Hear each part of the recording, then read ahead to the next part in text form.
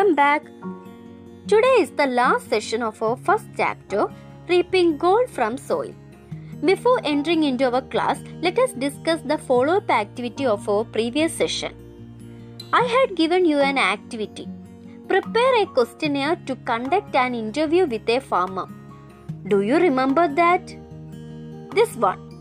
While reading this, does anyone notice the term drip irrigation?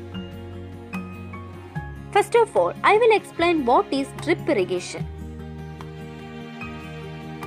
It is an irrigation system that allows water to drip slowly to the plants, either above the soil surface or below the soil surface. Through drip irrigation, we can reduce the rate of evaporation. Do we cultivate only food crop? Which other crops do we cultivate? Let's see. Cotton. Cotton is an important fiber crop cultivated in India. Cotton and seeds are separated from mature cotton bolls. The thread is obtained from cotton, and cotton seed is used as cattle feed. The oil obtained from cotton seed is used for industrial purpose. Next one is jute. India is the largest producer of jute in the world. First, the stem of jute is kept in water for decay. Fiber is extracted by beating these stem cuttings. This fiber is used for making sack thread. Next one is coir. Coconut husk is kept in water for decay. Fiber is separated by crushing it. This fiber is used to make coir and coir products. Do you see this picture? What is the benefit of this method of farming? Let's see. The vegetable wastes from kitchen and excretion from cattle can be deposited to biogas. And the slurry obtained from biogas can be used as fertilizer to vegetable garden. Also, it can be feed to the ducks.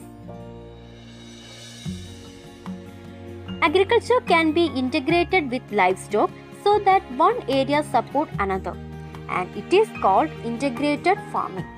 That means farming practice that involves different areas of work like agriculture and animal husbandry is integrated farming. Let's look one example for integrated farming. We are going to see the advantages of placing duck coop over fish pond. If we are placing duck coop over fish pond, fishes can feed on the leftover food of ducks. Also, they feed on the droppings of duck. The droppings of duck allow water plants to grow. Fishes eat these water plants. Also, they eat insects, snails, and tadpoles in the pond, and their number increases.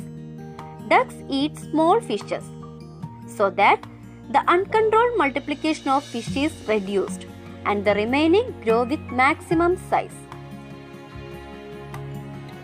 Thus, the farmer gets income from both fish and duck. Agriculture and cattle rearing are integrated farming methods that exist traditionally. Cows and buffalo can be reared along with paddy cultivation. The straw obtained from paddy cultivation, the bran obtained from husking paddy grains can be given to cattle. The same happens in coconut and rubber plantation. Goat, duck, and hens are reared in coconut fields. So, children, our first chapter has completed, and today we have discussed about some crops other than food crops. What are they? Yes, cotton, jute, and coir. Also about integrated farming. Thank you.